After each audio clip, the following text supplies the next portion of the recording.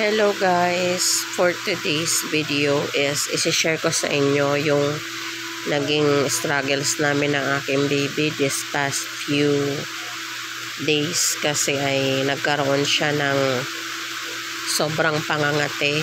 Tingnan nyo naman, pantal-pantal na yan. Sobrang kate niyan guys, as in hindi na siya makatulog, kamot siya ng kamot. Kaya talagang naalarma na ako kasi akala ko nung una, ano lang siya, mga kagat-kagat lang siya ng maliliit na langgam. Pero ano pala, hindi pala. Kaya madaling araw yun, nag-research ako kung ano ba yung kati-kati niya. So, ang na-research ko is maraming lumalabas sa Google, but the best option is patingnan na siya sa isang pediatrician. Ayan, after 4 days ng gamutan. So ayan, papunta na kami sa pediatrician dito lang sa bayan ng Candelaria. Dinala ko siya. And then sabi ng pedya is may mga niresetang sabon, lotion, and cetirizine kung allergy. Ayan. So ayan, aerosol soap. Ayan yung nireseta sa kanya. Ang pampaligo ni baby pala is pinakuluan. Magpapakulo ka ng tubig and then papalamigin siya. And then sa tabo yung soap na yan is papabulain mo siya. Hindi mo siya direktang isasabon kay baby.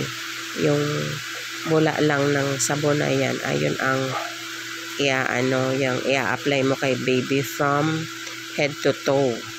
Head to toe siya guys, na i-apply sa baby. Bali yan na din yung magiging yung magiging shampoo niya, yung sabon na yan. So, ayun, nakikigulo pa nga siya dyan. Basta ang ligo niya is 7 AM and then 4 PM ng hapon. Ayun yung advice ng pedya na ligo niya. Ganyan, pinakuluan na tubig, papalamigin, tapos tutunawin yung sabon, tapos yun ang ipapaligo sa kanya.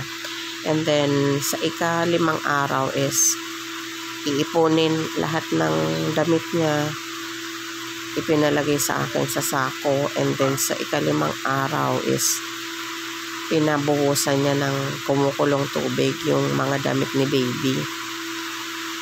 Ayan, naglalaro na siya dyan, medyo okay na yung pangangati niya.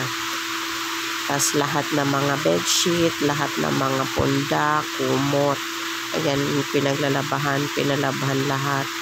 Tapos lahat ng gamit niya, tuwalya, yung yung mga damit niya, pinabuhusan ng mainit na tubig bago nilabhan.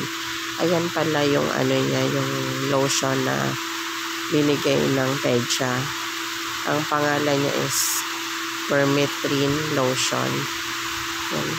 Medyo humuhupa-hupa na dyan yung yung kati-kati niya. Yung lotion na yan guys, nilalagay yan 8 PM. Kasi dapat magstay siya sa skin ng 8 to 12 hours yung lotion na yan para magamot niya yung pangangati sa skin ni baby.